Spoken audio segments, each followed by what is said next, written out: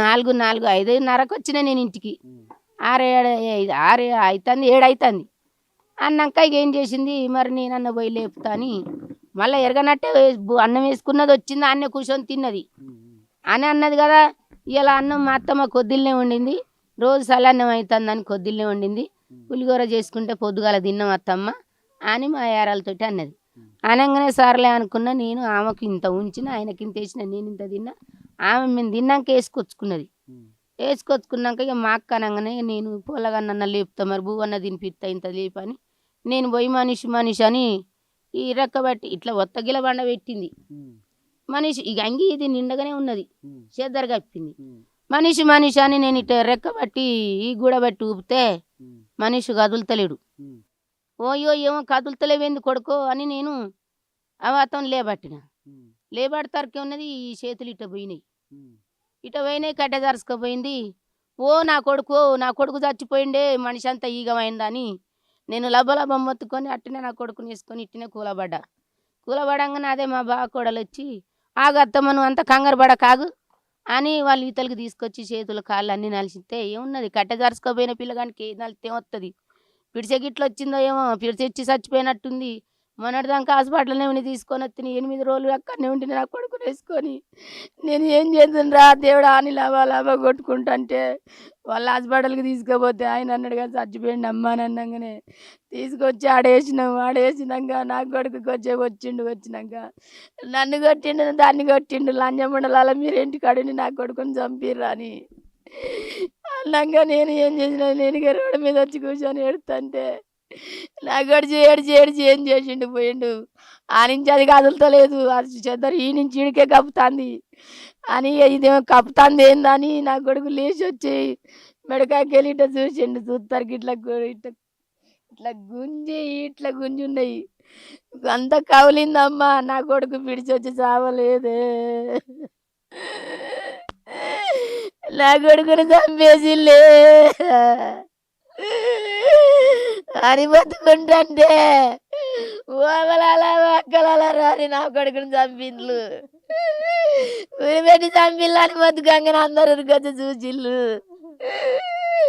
ఇక నాకు అదే సంగతి సారు. దాన్ని ఒక్కనాడు తిట్టలే, ఒక్కనాడు కొట్టలే. నేను ఒక పువ్వుకు చంపలే, ఒక బట్టకు చంపలే. దాన్ని 7 ఏళ్ళ పొద్దు కానీ దాన్ని ఇంట్లో కూర్చోబెట్టి నా కొడుకు తెచ్చిపెట్టి సాదిండు. నేను ఆ పిల్లలకి ఎంతమంది నువ్వు ఎందుకే ఇంటికాడుంటే పోరగాళ్ళు ఎట్ట పోతారన్నా, నా పిల్లలు బతికితే చాలక్క అని నేను మా వాళ్ళందరూ తిట్టిన కూడా నేను వదిలిపెట్టి పనికి పోలేదు నా అయ్యా. నేను ఇవాళ రోజున నేను నా పిల్లలకి ఏడ బాపింది మా అద్దని చెబుతాందట అది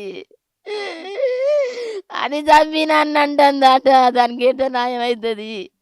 కాకపోతే వదిలిపెట్టి నా పిల్లలు నాకే వచ్చి వదిలిపెట్టిపోతే పోయింది. నేను దాడుకుందును సార్ నా పిల్లల, కానీ మాకు ఇట్లా కరువు చేస్తాలు అనుకోలేదు నేను. నాయ్యా ఇప్పుడు మొదటి రోజు కత్తితోటి కోసిన టైంలో అప్పుడు మరి బాబుకి ఇట్లా ఎవరైందని చెప్పలేదమ్మా? ఏం చెప్పలేదు సారు, వానికి ఏం తిరగదు కూడా చెప్పరాదు. ఏంద్ర కొడుకు అంటే ఏం అంటలేడు, ఏం చెప్తలేడు, ఇకన గడగడ వణుకుతాడు, భయపడతాడు. బాబుకు కొద్దిగా అర్థమైందా అమ్మనే చంపే ప్రయత్నం చేసిందని? ఆయనకి అస్సలు అర్థం కాలే, నిద్ర మబ్బునే ఉన్నాడు. ఇంకా మేడ కోసింది ఫస్ట్ టైం, మేడ కోచింది కానీ మరి అదే కోచింది అని మేము కూడా గమనించలేదు సారు. ఇక అది అట్ట చేసి మమ్మల్ని ఇట్ట ముంచిపోయింది. ఓకే అమ్మా, ఇంత జరుగుతుంది కదా, అసలు దీనికి కారణం ఎందుకంటే పిల్లల్ని చంపడానికి కారణం ఆమె ఏం చెప్తుందంటే పోలీసు వాళ్ళకి చెప్పింది, తను నా భర్త సరిగా చూసుకోకపోవడం వల్ల నా పిల్లల్ని కూడా ఒకవేళ నేనే చచ్చిపోదాం అనుకున్నా, కానీ నేను చచ్చిపోతే నా పిల్లలు ఆగమవుతారు కాబట్టి ముందు వాళ్ళని చంపి నేను చద్దామనుకున్నా అని చెప్పి పోలీసు వాళ్ళతో చెప్తుంది. మరి ఇప్పుడు మీకున్న డౌట్ ఏందమ్మా, అసలు ఇక నిజంగా ఆమె చెప్పిన దాంతో మీరు ఏకీభవిస్తారా, లేకపోతే ఆమె మనసులో వేరే ఉద్దేశం పెట్టుకొని పిల్లల్ని చంపిందా? అసలు ఎందుకు చంపింది అనుకుంటారు మీకున్నటువంటిది? అసలు ఎందుకు మీకున్న నమ్మకం ఏంది? అసలు నాకు నమ్మకం దాని మీద మాకు ఎలాంటి అనుమానం లేదు. దాని పిల్లలు అది పట్టుకొని ఉంటాను ఇంటికన్నా 7 ఏళ్ళ పొద్దు కానీ దాన్ని కూలికి పోకుండా ఇంటికన్నే ఉంచుతానా. నా కొడుకు సుతా పనికి పోకుండా లేదు, పిల్లగాళ్ళ పట్టుకొని ఇంటికాడున్నాను. అవ్వ పిల్లగాన్ని జాగ్రత్త అని కూడా చెప్తాను. ఆయన పోయినాడు కూడా అట్టనే చెప్పిన, పిల్లగాళ్ళు జాగ్రత్త అనుకుంటానే పోయినా. నాకు ఇంత చేస్తుందని మాకు తెలియదు సార్. దాని కన్న తల్లి మీద నేను ఎట్లా అనుమానం పెట్టాను. ఓకే అమ్మా, ఇప్పుడు ఇక్కడ కన్న తల్లి ఎందుకు చంపింది అనుకుంటున్నారు? చెడది పెట్టుకుంటారు, పెళ్ళం మొగలు గీసలాడుకుంటారు, కొట్టుకుంటారు అని నేను చెప్పాను సార్. వాళ్ళు మంచిగానే నవ్వుకుంటా తుల్లుకుంటుంటారు, మంచిగానే తింటారు. నేను వండుతంటిని వాళ్ళు తింటాండ్రి పంటాండ్రి. నేను ఎట్ట నమ్మను నేను సారు. ఒకటమ్మా, ఇప్పుడు అందరు భార్య భర్తలు మంచిగానే ఉన్నారు, ఇక్కడ చూసేటువంటి వాళ్ళతోటి ఏ గొడవ లేకుండా వాళ్ళు మంచిగా ఉన్నారు, మీతోటి మంచిగానే ఉంటుంది. మళ్ళీ ఏం తెలియనట్టు కూడా వచ్చి బతుకమ్మ ఆడుతుంది. అన్ని అంటే ఇన్ని రోజుల నుండి, అంటే 9 నెలల నుండి చిన్న పిల్లగాడు తనను చంపిన దగ్గర నుండి మొన్న ఈ మౌనేష్న మన ఇతను చంపేంత వరకు, మనిషిని చంపేంత వరకు కూడా ఎవరికి ఏ అనుమానం రాకుండా ఉన్నది. కానీ ఎందుకు చంపింది మీకు ఇప్పుడు ఇప్పుడు ఇప్పుడు ఒక క్లారిటీ, ఆమెనే చంపిందని చెప్పి ఒప్పుకున్నది కదా. ఇప్పుడు ఒప్పుకున్న తర్వాత ఏం కారణం ఉంది అనుకుంటున్నారు మీరు?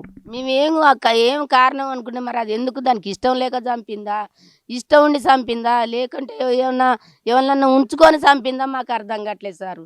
ఇప్పుడు ఏంటంటే అట్లా ఉంచుకొని పోతే పోనీ, నా పిల్లలు వదిలేసిపోయినా మేము నా పిల్లలు పట్టుకొని సాదుకున్నాను నేను.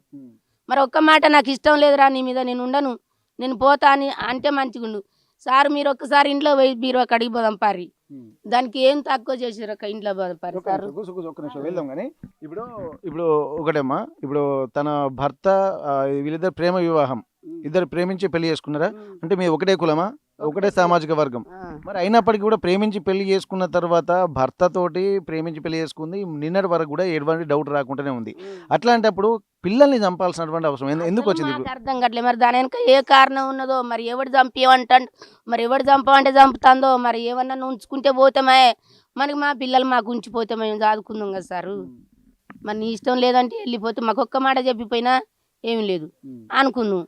మరి ఏం చెప్పకుండానే ఇట్లా చేస్తుంది మమ్మల్ని. మరి ఇవాళ పిల్లల్ని చంపింది, రేపు ఇంకొన్ని వాడిని కూడా 2 నెలల గడువు పెట్టిందట, 2 నెలల గడువు పెట్టిందట సార్. నా కొడుకు ఏం పట్టించుకోలేదో, ఏం తేలేదో ఇంట్లో శుద్ధురండి సార్.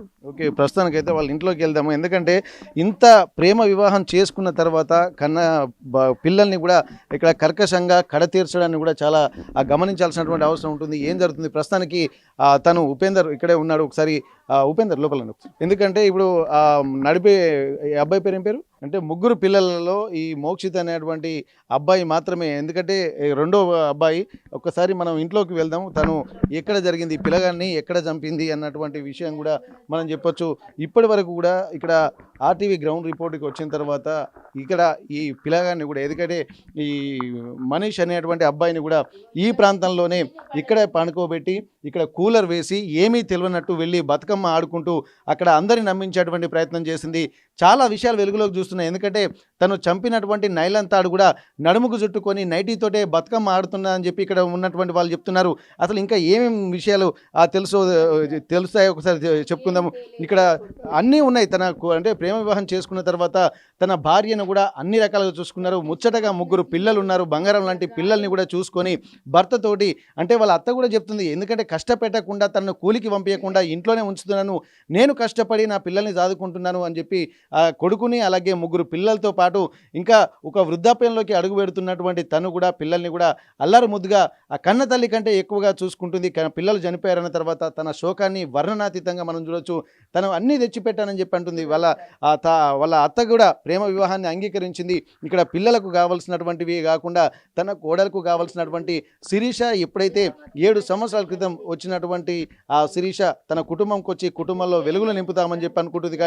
కానీ ఆ కన్న పిల్లల్నే ఇక్కడ కడతీరుస్తా అని చెప్పి అనుకోలేదు. ఇల్లు కూడా మంచిగా స్పేస్గా ఉంది. ఒకడే కొడుకు అమ్మ నీకు? ఉన్న ఒక్కగానొక్క కొడుకు కూడా ప్రేమ వివాహం చేసింది. ప్రేమ వివాహం చేసి అందరూ 3 పిల్లలు కూడా ఉన్నారు. మంచి ఇల్లు కూడా బాగానే కట్టుకుంటున్నారు. అటువంటి అప్పుడు అమ్మా వాడు ఇష్టం వచ్చిన పిల్లని చేసుకుంటే నేను ఆ పిల్లనే చేసుకుంటామంటే కూడా తీసుకొచ్చుకున్నా కూడా నేను కాదనలే సారు.